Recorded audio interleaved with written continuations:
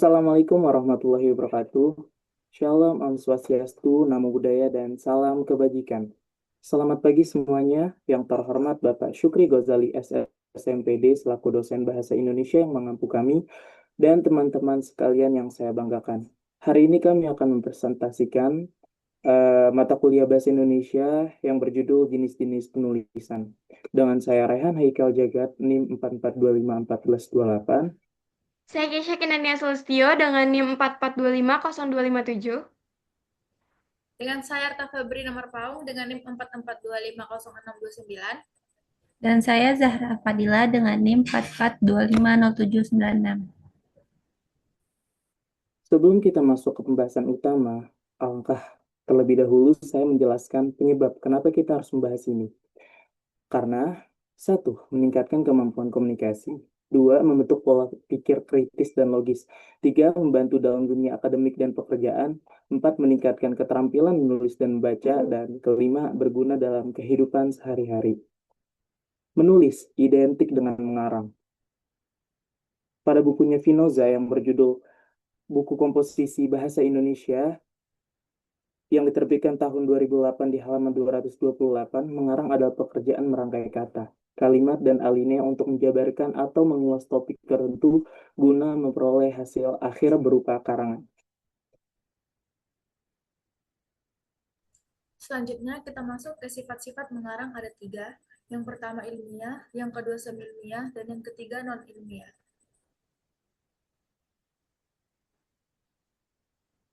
Kita masuk ke yang pertama ilmiah. Karangan ilmiah adalah proses atau hasil kerja yang memenuhi kaidah atau prinsip keilmuan yang didasarkan pada fakta, metode yang sistematis, dan penalaran logis untuk menghasilkan pengetahuan yang objektif dan dapat dipertanggungjawabkan. Ciri-ciri dari teks ilmiah yang pertama rasional, masuk akal, dan dapat dijelaskan dengan logika. Yang kedua empiris, didukung oleh data, bukti, atau pengalaman nyata yang dapat diamati. Yang ketiga sistematis, yang tersusun dalam langkah-langkah yang teratur. Yang keempat objektif, bebas dari pendapat pribadi atau prasangka, lebih menekankan pada fakta. Yang kelima teruji, dapat diuji ulang oleh orang lain untuk memastikan kebenarannya. Ilmiah dapat diaplikasikan dalam laporan penelitian seperti skripsi, tesis, disertasi, laporan praktikum, jurnal ilmiah, dan yang kedua, artikel ilmiah di jurnal atau prosedik untuk mempublikasikan hasil riset. Yang ketiga, dokumen kebijakan berbasis riset, misalnya laporan kajian untuk pemerintahan atau lembaga. Yang keempat, buku referensi ilmiah yang terdapat dalam buku pelajaran, buku ajar kuliah, atau buku teori tertentu. Yang kedua, semi-ilmiah. Semi-ilmiah adalah salah satu sifat dalam mengarang yang memadukan antara ilmiah dan non-ilmiah. Tulisan berdasarkan fakta dan ilmu pengetahuan, tetapi disajikan dengan bahasa yang populer, lebih bebas, komunikatif, dan tidak terlalu kaku, agar mudah dimengerti oleh masyarakat umum. Ciri-ciri dari semi-ilmiah yang pertama bahasa formal, tapi tetap komunikatif. Yang kedua, berisi fakta dan pendapat. Yang ketiga, tujuannya untuk memberi pengetahuan dan hiburan. Yang keempat, struktur runtut dan logis. Yang kelima, topiknya nyata dan bermanfaat. Dan yang keenam, tidak harus menyertakan metode penelitian atau kutipan ketat.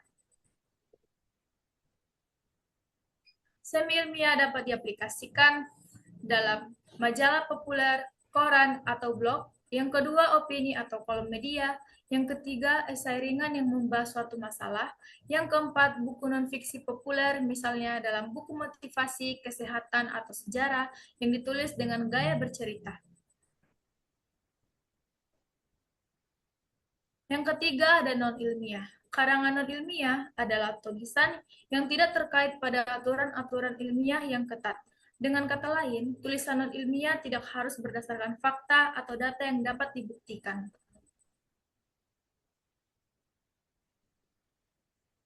Ciri-cirinya yang pertama, tidak terikat oleh aturan bahasa yang baku. Dua, strukturnya tidak kaku meskipun tetap sistematis. Yang ketiga, isinya cenderung non-faktual atau hasil rekaan penulis.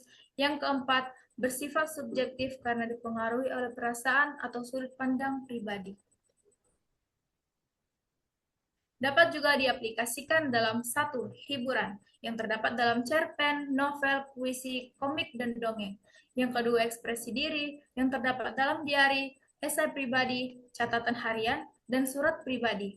Yang ketiga, opini atau pendapat bebas yang terdapat dalam kolom di majalah, cerpen opini, dan cerpen satir.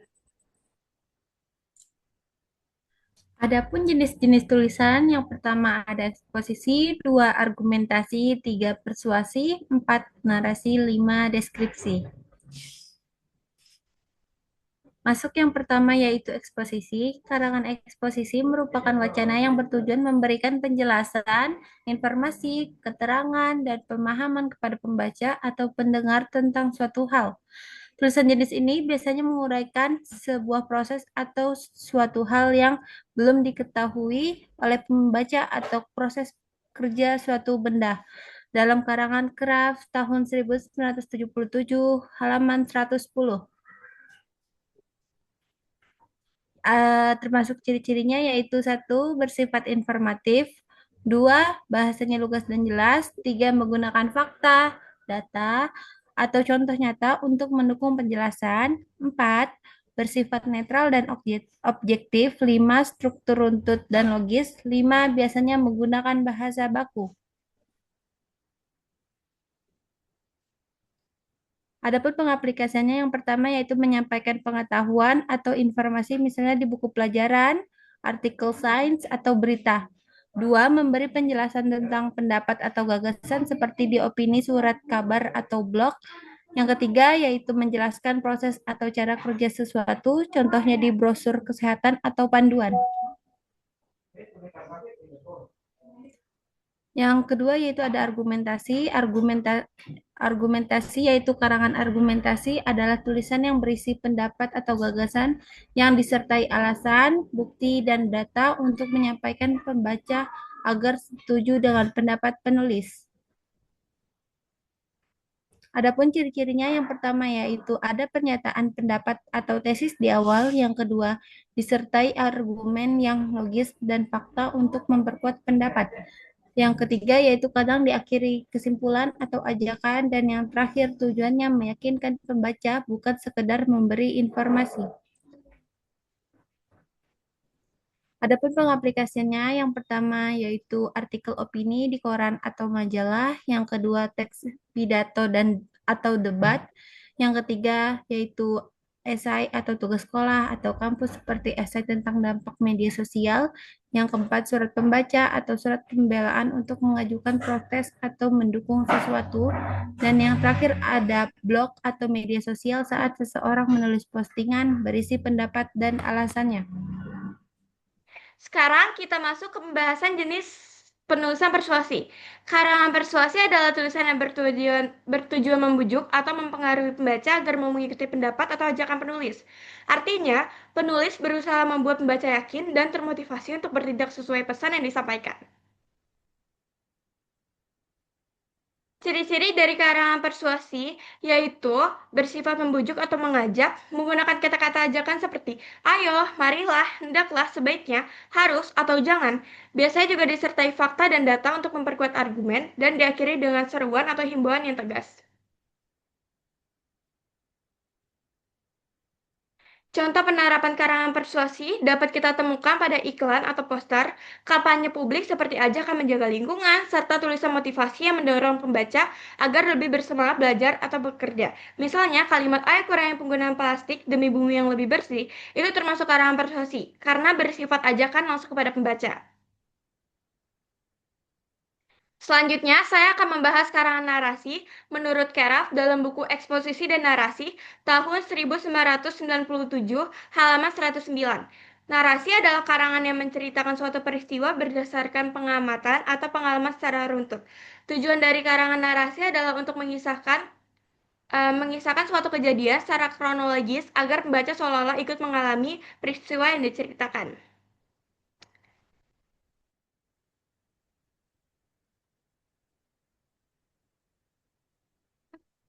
Ciri-ciri karangan narasi antara lain berisi rangkaian peristiwa dengan urutan waktu yang jelas, memiliki tokoh, latar, serta konflik jika berbentuk fiksi. Gaya bahasanya seringkali deskriptif agar cerita terasa lebih hidup dan menarik, serta biasanya mengandung pesan moral. Penerapan karangan narasi dapat kita temukan pada cerpen, novel, dongeng, atau drama yang tujuannya menghibur. Selain itu, biografi atau autobiografi juga termasuk narasi karena menceritakan perjalanan hidup seseorang secara urut. Bahkan, cerita pengalaman pribadi di blog juga bisa dikategorikan sebagai karangan narasi jika memiliki alur waktu yang jelas.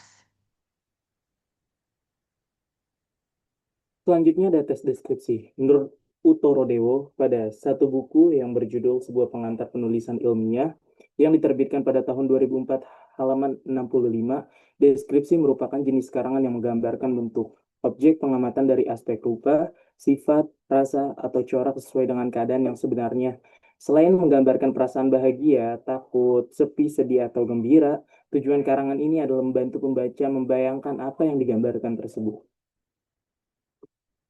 Adapun ciri-ciri tulisan deskripsi, yang pertama menggambarkan objek secara rinci dan jelas, melibatkan panca indera seperti penglihatan, pendengaran, penciuman, sentuhan, dan rasa.